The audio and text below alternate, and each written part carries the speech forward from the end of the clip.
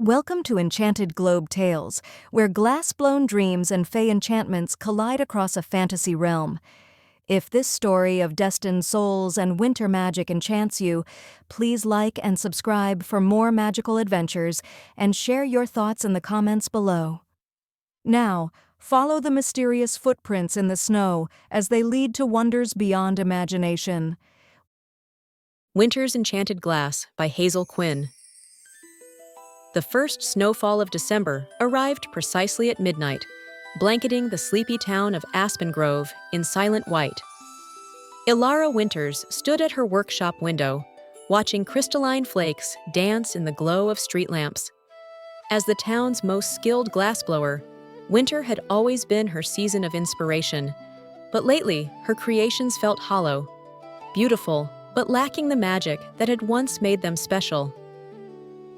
"Another commission completed," she murmured, carefully packaging the last snow globe of the evening. This one contained a miniature Victorian village, every tiny window glowing with warm light. Yet something was missing. Elara's grandmother had taught her the craft, whispering old stories as they worked together, tales of worlds beyond human sight, of winter magic and hidden realms.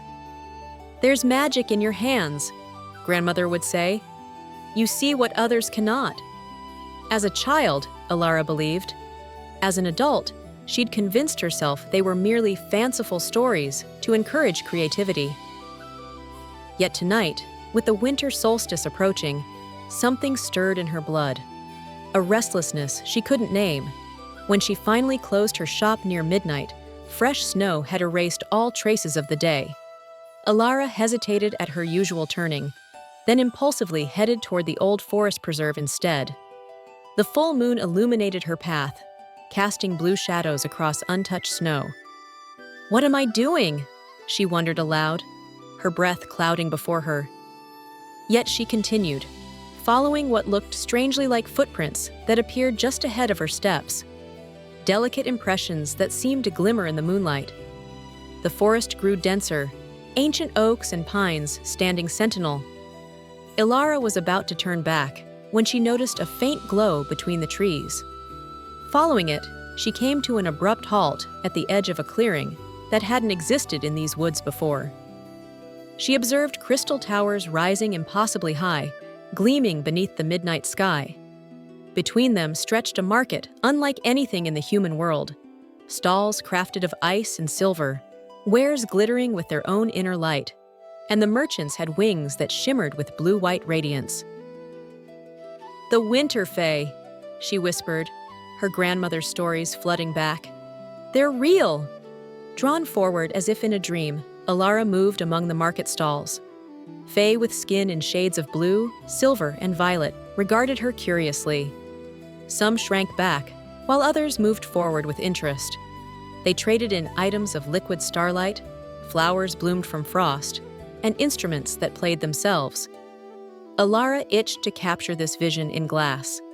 Near the market's center, a crowd had gathered around one stall. Elara approached, peering through the press of elegant fey bodies. A male figure worked at a crystal-topped table, his fingers dancing above raw crystal that shaped itself at his command.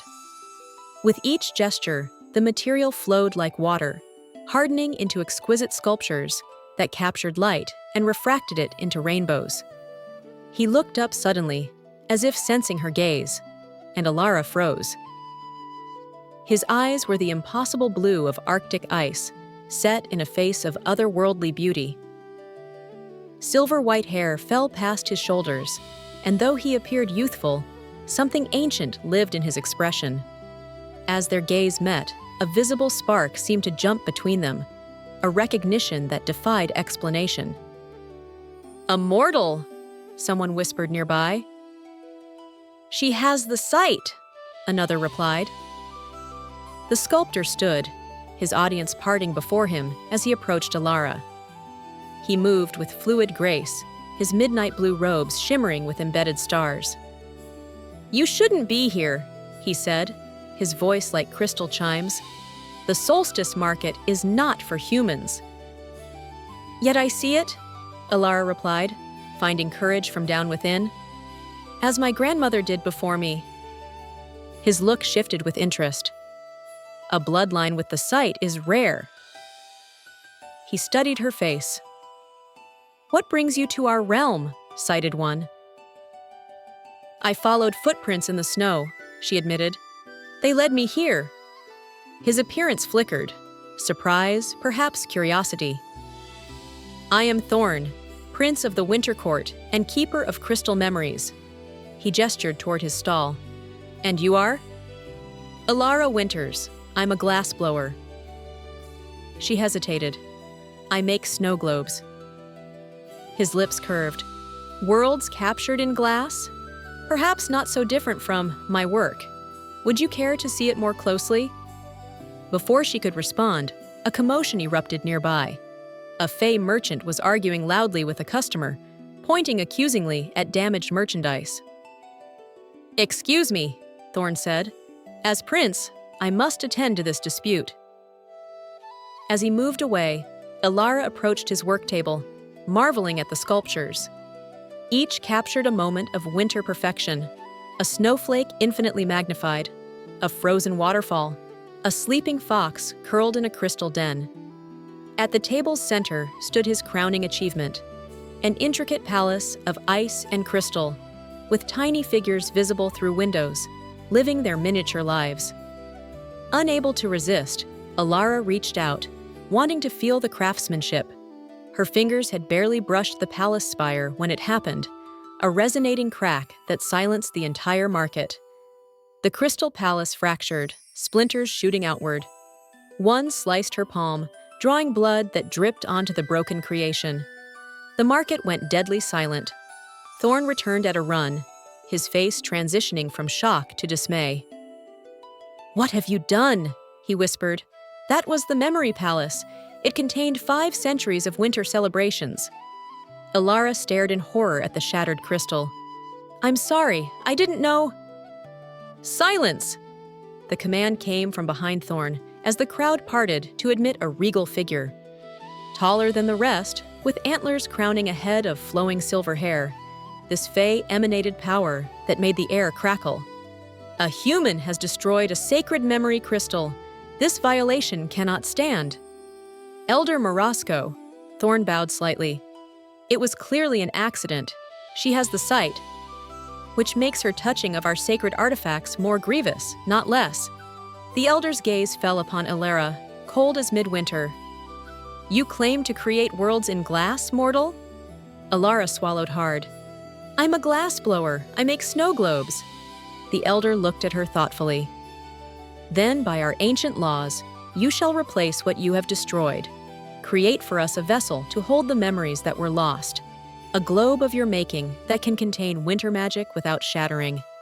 That's impossible, Thorne protested. Human crafts cannot hold Fae magic. Then she has until dawn of the Solstice feast, 3 days hence, to discover how. The elder turned away. If she fails, she forfeits her memories of our realm and her sight forever. As the elder departed, the market resumed its activities, though many Fae cast suspicious glances in Elara's direction. I'm truly sorry, she said to Thorne, cradling her cut hand. The prince sighed, taking her injured palm in his. With a gentle breath, frost formed over the wound, sealing it instantly. The memory palace was to be unveiled at the Solstice celebration, he explained, collecting the crystal fragments.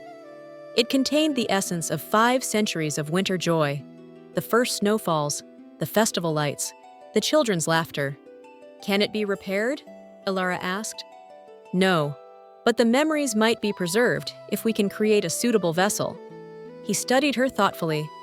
The elder has set you an impossible task, yet I sense there may be purpose in it. Perhaps your human craft and my Fae magic could work together, Elara finished. Her mind was already spinning with ideas. I'll need my tools from my workshop. Thorne responded. I can take you there and back, but understand this. Entering our realm again binds you to the elder's decree. If you fail, I'll lose the ability to see this place forever, Elara said. The thought felt strangely devastating, though she'd only just discovered the market's existence. More than that, Thorne said gravely. You'll lose all memory that magic exists in our world. Elara looked around at the impossible beauty of the Fae market, then back to Thorne. Something inside her recognized him, as if from a dream long forgotten. I'll take that risk, she said. I broke your memory palace. I should be the one to make it right. Thorne's look softened. Then we begin tonight. The solstice approaches, and with it, powers neither of us fully understands. Elara's workshop seemed mundane after the grandeur of the Fae market, yet Thorne moved through the space with undisguised curiosity, touching her tools and examining completed snow globes with childlike fascination. These are remarkable, he said, holding a globe containing a miniature forest scene. There's artistry here, but no magic. How will you make a vessel strong enough to contain memories? Elara lit her glass furnace, the familiar ritual calming her nerves.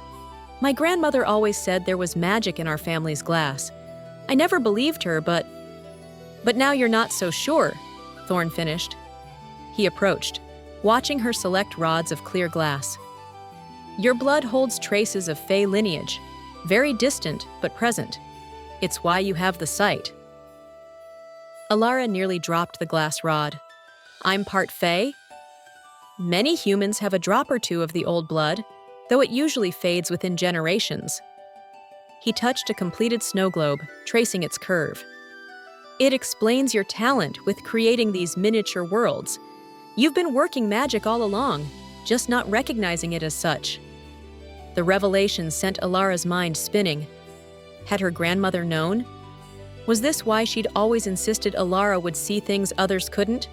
Working through the night, Elara taught Thorne the basics of glassblowing, while he explained the properties of memory crystal. By dawn, they had created 3 prototype globes, each different. These need to cool, Elara explained, placing them in the annealing oven. We can test them tonight. As morning light filtered through the windows, Thorne grew increasingly transparent. The daylight weakens my connection to your realm, he explained. I must return to the market, but I'll come for you at nightfall. Wait! Elara caught his fading hand. How will I know if the globes can hold your magic? You'll know, he said, his voice already distant, just as you knew to follow those footprints in the snow. Alone in her workshop, Elara should have been exhausted, but excitement coursed through her veins. She spent the day researching ancient glass-blowing techniques, finding a forgotten notebook of her grandmother's that mentioned star glass, a special formula infused with crushed crystal and silver dust, meant to capture wonders. When night fell, Thorne appeared at her window as promised. Together, they returned to the Fae market, carrying the cooled prototypes. The market was even more resplendent than before, with floating lanterns and musicians playing instruments that changed color with each note. Their testing area was a quiet corner of Thorne's workshop. He produced a tiny fragment of the original memory palace. This contains just one memory, he explained. A simple snowfall from 3 centuries ago. If your globe can hold this without shattering, we may proceed. The first globe cracked instantly when the memory crystal was placed inside. The second lasted longer, but developed spiderweb fractures when Thorne attempted to activate the memory. The glass is too rigid, Elara realized. It needs to breathe with the magic. For the third attempt, she added her grandmother's star glass formula. This globe accepted the memory crystal, glowing softly from within. Look! Thorne whispered in awe. Inside the globe, a miniature scene unfolded. A forest clearing from centuries past. Tiny Fae children dancing as the first snow of winter descended. Their laughter seemed to echo, impossibly contained within the glass. It works! Elara exclaimed. Their celebration was short-lived. As the memory played a second time, the glass began to cloud, the scene fading. The vessel is still too weak, Thorne said, disappointment heavy in his voice. It can hold the memory briefly, but not preserve it. Discouraged but determined, they spent the second night experimenting. Elara shared stories of her grandmother while working the glass. while Thorne explained Fae customs and the significance of the winter solstice. "It's when our magic is strongest," he explained, helping her shape a new globe. "The veil between realms is thinnest." "Like the glass of a snowglobe," Elara mused, "a transparent barrier between worlds." As dawn approached, they had created 5 new prototypes, each stronger than the last. The final globe held 3 memory fragments for nearly an hour before clouding. "Progress," Thorne acknowledged, "but still insufficient for the full memory palace. We have only 1 night remaining." The final night arrived with a sense of urgency. The winter solstice was less than 24 hours away. When Thorne appeared, his face was grim. "The Elder has announced that your trial will be public, at tomorrow night's solstice celebration.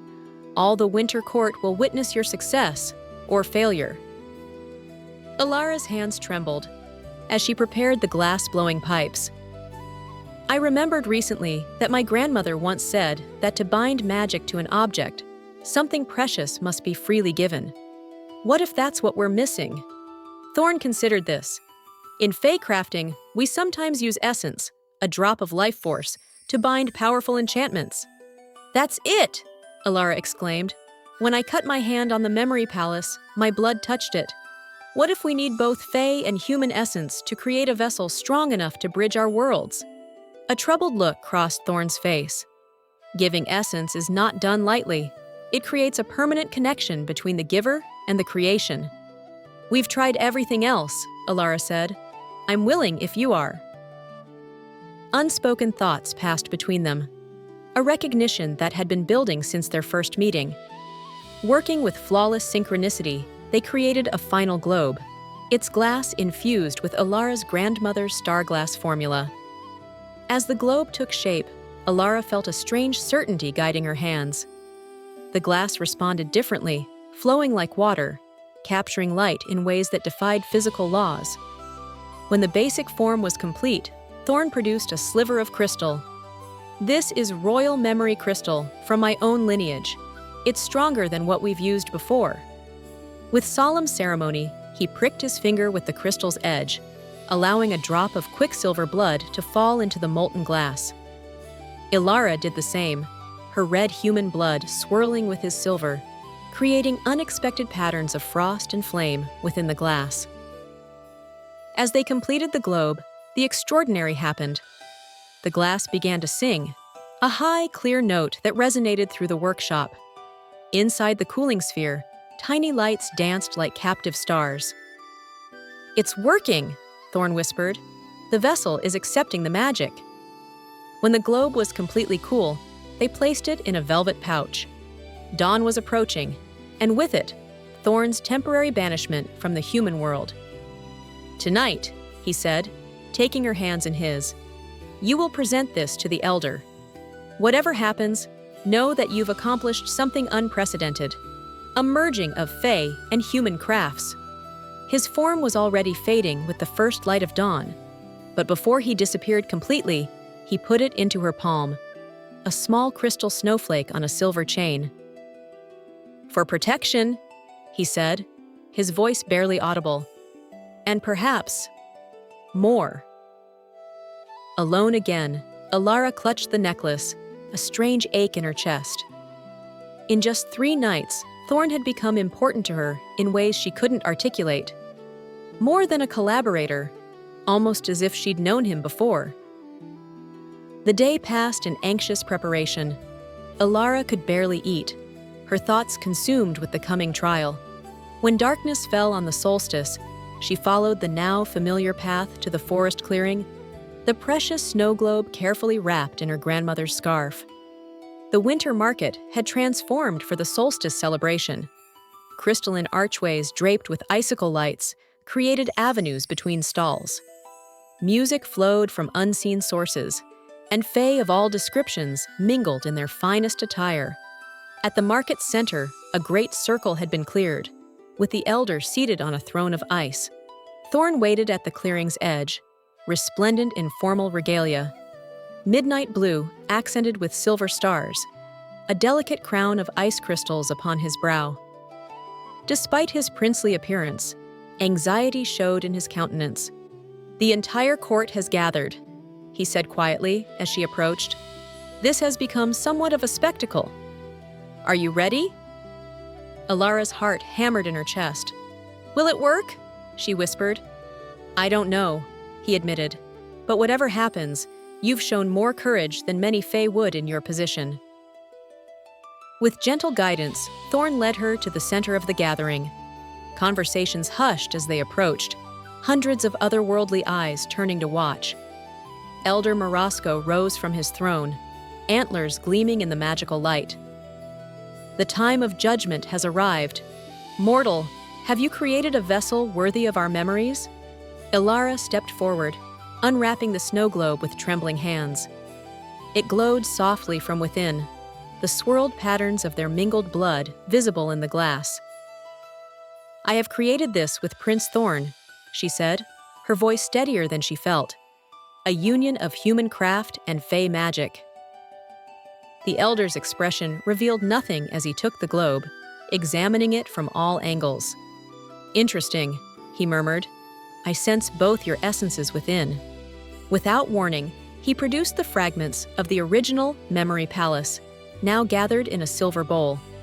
"If your vessel is worthy, it will accept these memories without shattering." A hush fell over the gathering as the elder began a chant in the ancient Fae tongue. The crystal fragments rose from the bowl, dissolving into mist that swirled above their heads. With a commanding gesture, the elder directed this essence toward the snow globe in his hands. For a terrible moment, nothing happened. Then the globe began to glow, brighter and brighter, until Elara had to shield her eyes. A high, pure note rang out, the same sound she'd heard in her workshop when the globe was created. When the light faded, gasps erupted from the crowd. Inside the globe, a perfect miniature of the Fae market had appeared, complete with tiny figures moving about their business. As they watched, the scene shifted, showing winter celebrations from centuries past, children dancing in falling snow, great hunts through frost-covered forests, solstice feasts beneath crystalline domes.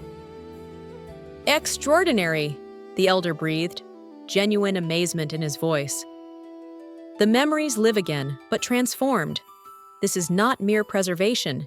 You've created something new." He raised the globe high for all to see. "The mortal has fulfilled her obligation, and more. The memory palace lives again, in a form that bridges our worlds." Relief flooded through Elara, her knees weakening. Thorne steadied her, his hand warm against her back. The celebration that followed was unlike anything Elara had experienced.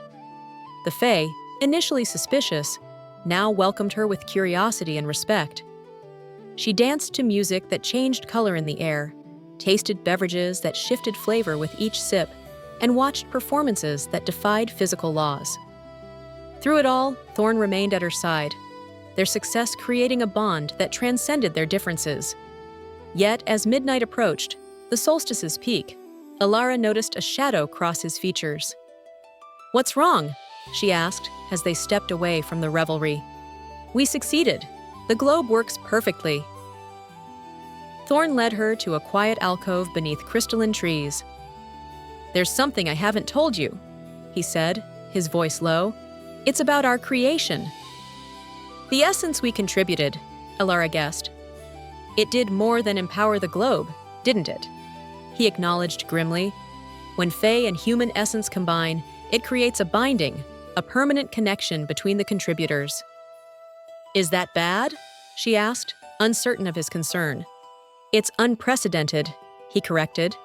"The elder has realized what we've done, even if we didn't fully understand it ourselves. We've created a soul bond, Elara. Our essences recognized each other, like fragments separated long ago, finally reuniting." Elara touched the crystal snowflake hanging around her neck. "That's why everything felt familiar from the moment we met, as if I'd known you before." "Ancient stories speak of souls split between realms at the beginning of time," Thorne said. "Most never find their other half, but when they do—" He paused, struggling with words. "The consequences are complicated, especially for a prince of the Winter Court." Before Elara could respond, a commotion erupted at the center of the market. The revelry had ceased, replaced by urgent voices and pointing fingers. Above the market, the sky had changed, the stars blurring, the moon's light dimming. "Something's wrong," Thorne said, straightening. "The solstice magic is destabilizing." They hurried toward the disturbance. In the market center, the elders stood with their snowglobe, which now pulsed with erratic light. Around him, the very fabric of the market seemed to waver, stalls flickering like bad television reception. "What's happening?" Elara asked, alarmed. The elder's face was grave. "The vessel is too powerful. It's not just containing memories, it's pulling at the boundary between realms. Your combined essence has created a bridge that's growing too strong." "How do we stop it?" Thorne demanded. "The bond must be severed," the elder declared. "One of you must renounce your connection to the globe, and to each other." Elara felt as though the ground had dropped from beneath her feet. 3 days ago, she hadn't known Thorne existed. Now the thought of losing their connection felt like losing part of herself. The winter market began to tremble, trees swaying, lights flickering. Around them, Fae whispered in fear. "The veil between worlds grows dangerously thin," the elder warned. "If it tears completely, both realms may suffer irreparable damage. Prince Thorne, as heir to the Winter Court, your duty is clear." Thorne's face went blank, the royal mask descending. "Yes, elder," he said tonelessly. "I understand what must be done." Elara stared between them in growing horror. "There must be another way." "The magic requires balance," the elder replied. "Your human essence and his Fae power created something too strong to exist between worlds. One connection must be broken for both realms to remain stable." Around them, the distortion worsened. Market stalls began to disappear, Fae crowding together in confusion and fear. In the distance, the crystal towers of the Winter Court wavered like mirages. Thorne turned to Elara, his royal composure cracking to reveal raw emotion beneath. "I must do this," he said softly. "My responsibility to my people comes first." "I know," Elara whispered, tears spilling down her cheeks. "I understand duty." The elder approached with the snowglobe, now pulsing with chaotic energy. "Prince Thorne, place your hands upon the vessel and renounce your claim." Thorne reached for the globe, but as his hands neared its surface, Elara was struck by sudden inspiration. "Wait!" she cried. "You said the magic requires balance, not destruction. What if instead of breaking our connection, we strengthen it? Make it stable instead of chaotic?" The elder frowned. "Explain, mortal." "Our essences created this imbalance because they're divided between realms," Elara said, thoughts racing ahead of her words. "But what if we created a permanent, stable bridge instead? Not destroying the connection, but anchoring it properly?" Thorne's focused on the idea. "A formal binding between realms. It's been done in ancient times. Alliances between Fae courts. But never with a mortal," the elder objected. "I'm not entirely mortal," Elara countered. "You said yourself I have Fae blood, and our essences recognized each other, like parts of the same whole." The market trembled violently, several stalls collapsing into mist. They were running out of time. "It might work," the elder conceded reluctantly, "but such a binding is permanent and profound. It would tie your fates together across realms." "I'm willing," Elara said without hesitation. Thorne searched her face. "Are you certain? You would be bound to visit our realm on each solstice, to maintain the balance. Your life would never be fully human again." Elara thought of her workshop, of creating beautiful but ultimately empty snow globes, of the loneliness she'd never acknowledged until she'd found this magical market. "I've never been fully human," she said. "I just didn't know it until now." Decision made, the elder instructed them to place their hands on opposite sides of the globe. As they did, the chaotic pulses steadied. "Repeat after me," the elder intoned, beginning an ancient ritual in the Fae language. Thorne translated for Elara as they spoke the binding words together. With each phrase, the snow globe's light stabilized, shifting from erratic flashes to a steady glow. Inside, the miniature market scene strengthened, becoming more vibrant and detailed. As they completed the ritual, the globe rose from their hands, floating between them. A final pulse of light expanded outward, washing over the entire market. Where it touched, stability returned. Stalls solidifying, lights steadying, the crystal towers in the distance standing firm once more. When the light faded, the snow globe descended gently into their joined hands. Inside, the scene had transformed once more, now showing Elara and Thorne at its center, surrounded by both winter magic and human craftsmanship, a perfect blend of both worlds. The elder examined their creation with newfound respect. You have created balance where I thought only separation would suffice. The binding is complete, a bridge between realms, anchored by your connection. Around them, the Solstice celebration cautiously resumed, Fae exchanging relieved glances and curious stares. What happens now? Elara asked, suddenly aware of how little she understood about what they'd just committed to. Thorne offered a slight smile. Now we learn what it means to belong to two worlds instead of one. The remaining hours of the solstice night passed in celebration, though Elara noticed subtle changes in how the Fae regarded her. Where before she'd been a curiosity or interloper, now many approached with formal greetings, acknowledging her new status. What exactly did we do? She asked Thorne as they walked through the revitalized market. The elder said we created a binding, but what does that actually mean?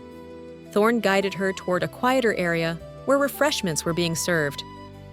In the simplest terms, we've become ambassadors between realms. The binding recognizes our connection and uses it to stabilize the pathway between human and Fae worlds. So I'm not fully Fae now? Or you human? No, he chuckled. We remain what we are, but with privileges in each other's realms. You'll be able to find the winter market whenever it manifests, not just on the solstice. And I'll have greater ability to visit your world, though still primarily during winter months.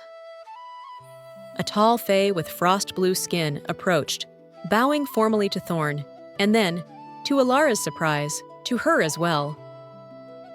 Your Highness, the Fae addressed Thorne. The Queen requests your presence, both of you, he added, glancing at Elara. Thorne tensed. My mother has been observing from the palace. I should have expected her interest. As they followed the messenger, Elara whispered, You never mentioned your mother as the Queen. Queen Mab rules the Winter Court, he explained quietly.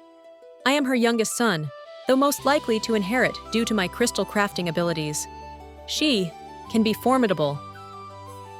The Crystal Palace stood at the market's edge, impossibly tall towers catching moonlight and fracturing it into rainbows. Inside, ice corridors led to a grand throne room where a regal figure awaited. Queen Mab resembled her son in coloring, the same silver-white hair and striking blue eyes. But where Thorne's features held warmth, hers were sharp as icicles. She wore a crown of frozen stars and a gown that seemed woven from northern lights. My son, she said, her voice musical yet cold. You bring interesting developments to our solstice celebration. They bowed before her throne. Elara struggled to maintain composure, acutely aware she was facing literal fairytale royalty. The binding was necessary to save both the memories and the market's stability, Thorne explained. So I observed. The Queen's gaze shifted to Elara, assessing. A human with old blood, capable of working with winter magic. Interesting indeed. Elara managed a respectful smirk. Your Majesty, I meant no disruption to your realm. Yet, disruption found you nonetheless. Queen Mab rose from her throne, descending to circle Elara. The binding you share with my son is exceedingly rare.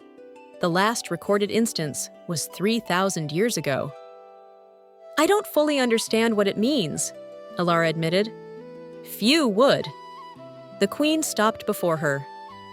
It means, little glass worker, that your fate and my son's are now intertwined. The magic recognizes you as counterparts, a balance to each other. His winter, your warmth; his immortality, your human perspective. She reached out, touching the crystal snowflake at Elara's throat. This was his gift to you? A royal heirloom, I see. Another piece of the puzzle falling into place. Thorne stepped forward. Mother, what do you know of this? Queen Mab softened. There are prophecies, my son, predictions of when the divided soul would reunite, bringing change to our court. I had not expected it in your generation. Divided soul? Elara asked. When the realms separated long ago, certain souls were split between worlds, the queen explained. Most remain forever divided, but occasionally, fragments find each other again. The prophecy speaks of a winter prince and a creator of worlds in glass, whose binding would herald a new era of exchange between realms. Thorne looked stunned. You never spoke of this prophecy. It wasn't relevant until now. The queen returned to her throne. The snowglobe you created together is more significant than you realize. It isn't merely a vessel for memories.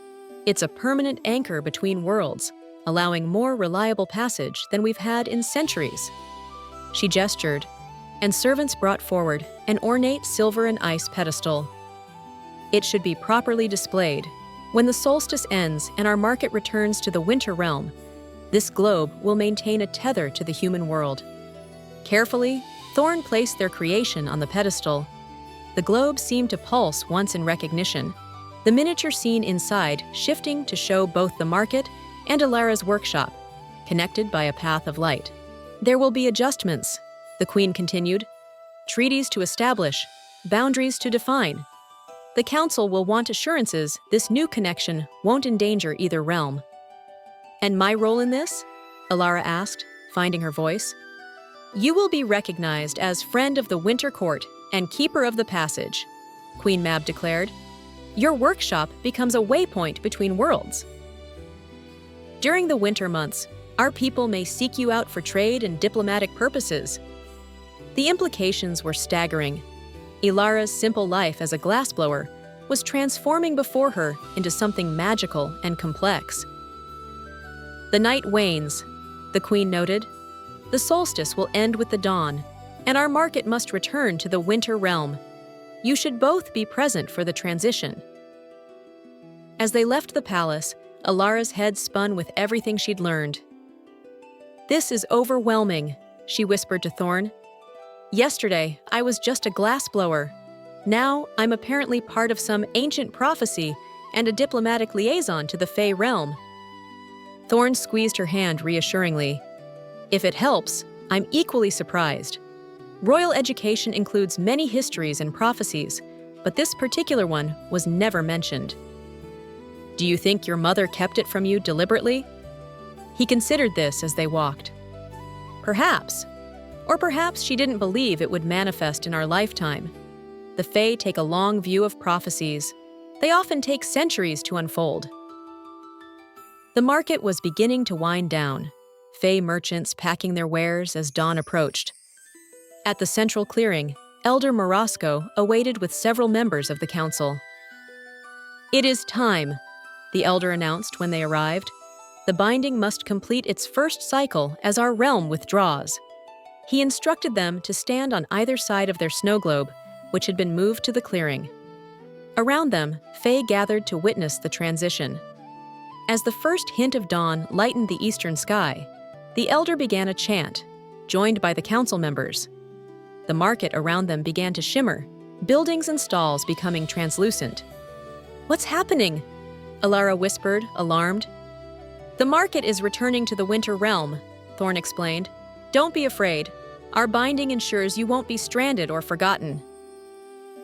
The snow globe between them glowed intensely, the scene inside shifting rapidly between images of winter celebrations. As the chanting reached its crescendo, a pulse of energy expanded outward, enveloping the entire market. For a breathtaking moment, Elara saw both worlds simultaneously, the Fae market superimposed over the mundane forest clearing. Then reality settled, the market fading except for their snow globe, which remained solid and real on its pedestal. "The passage remains open through this anchor," the elder declared, his form growing transparent with the strengthening daylight. "When winter magic next gathers, the path will manifest clearly." One by one, the Fae disappeared, returning to their realm. Soon, only Thorne remained, his hand still clasping Elara's across the snow globe. "Must you go too?" she asked, surprised by the ache the question caused. "For now," he nodded, already becoming translucent. "But not for long. The binding allows me greater freedom in your world, especially near places where our snow globe has been." "Will I remember everything, or will it seem like a dream?" He smiled, touching the crystal snowflake at her throat. "This ensures your memories remain clear, and this," he placed a small wrapped package in her hand, "will help you continue your work until we meet again." As the sun crested the horizon, Thorne faded completely, leaving Elara alone in the forest with their snow globe and his parting gift. Opening the package, she found a small pouch of crystal dust that sparkled with inner light, raw material for creating more magical glassworks. The journey back to her workshop felt surreal.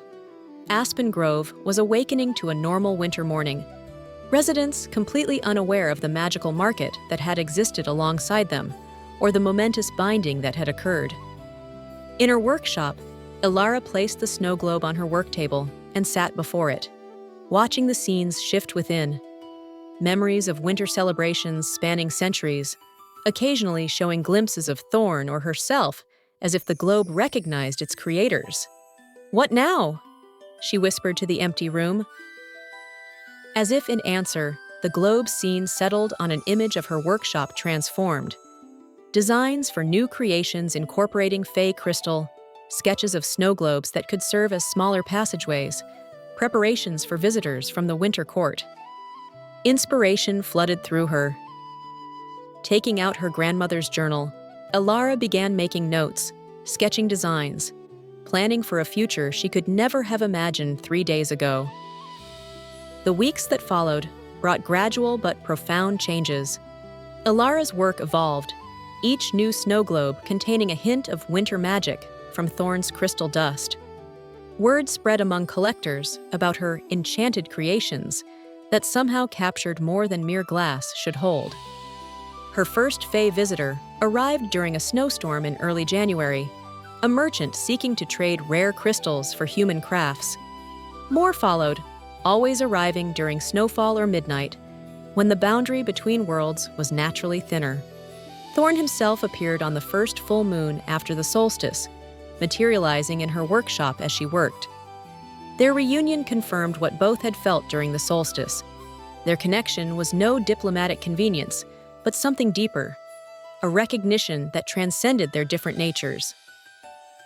By the following December, Elara had transformed her shop into a crossroads between realms. The front remained a normal glassblowing studio where human customers could commission and purchase snow globes. The back room, however, had become a meeting place where Fae visitors could rest, trade, and exchange knowledge with selected human artisans Elara had carefully introduced to the truth.